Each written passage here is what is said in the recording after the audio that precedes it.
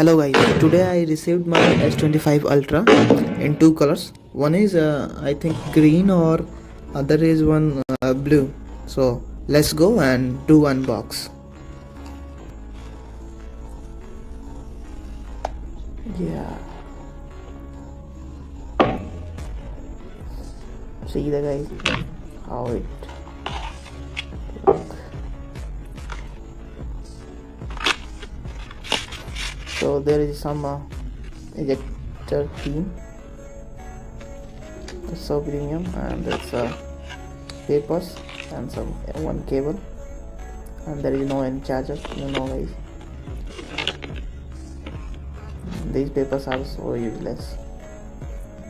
So this is I think a green one. I not remember the color properly. Oh, wait.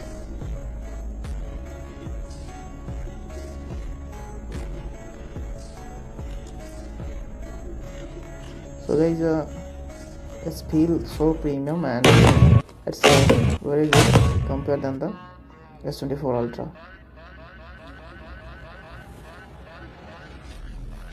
And this box is related to my other color.